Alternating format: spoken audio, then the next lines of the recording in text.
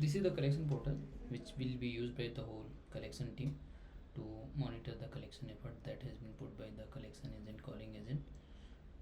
And so I will start with the dashboard. So in the dashboard we have case analytics, where we can see the like whole overview of the collection. So we can see like there is a collection and how much target that has been assigned and what is the collection that has been done, and its distribution depending on the status of the loans that can be seen in the case analytics.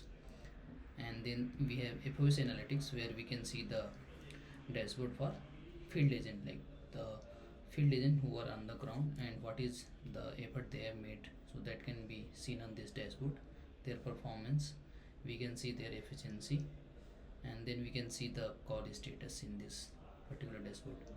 We also have this report section where we can download the specific report depending on the requirement. Now we can move to the user section, where we are going to onboard the users. So in users we can add any users, and these are the users they have been added. In addition to user, we have hierarchy of the user, at which hierarchy that particular user is there. Then we can assign the particular role depending on the requirement of the user.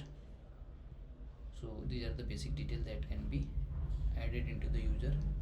Then we can assign roles to a particular user. So we have already created these roles like super admin, collection manager and all, and we have given flexibility to add any new role if required. So we can add role also, and in this role we have given option to edit what kind of access that particular role has, and user can go and edit a particular role.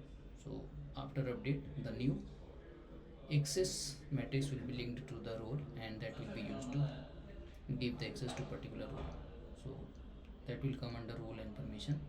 We also have hierarchy, so this is very flexible, we can add any new level we want to use. We can also move up and down any level depending on the requirement.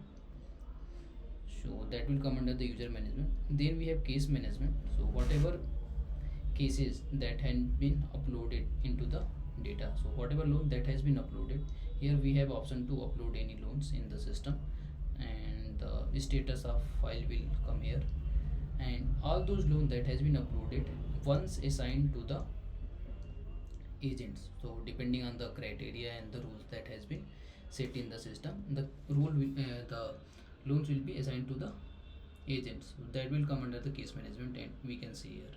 So we can see all the loans, their details and other attributes, what is the recovery status. We can also add payment, and then the history of the whole loan application. So that will come under the case management. Then we have communication system, that is campaign management. Here we can create the campaign, and for all the channels this is available. We can go and create any new campaign, we can use the channel that is required, and depending on the target audience we can use the campaign. So that is also there. Then we have agent management. Here we can see all the agents, we can see the overview of the agent, like how many totally that has been assigned to the agent, how much the agent has collected. These overview will come under the agent management. We can send some communication if we want to send to the agent, that can also be done.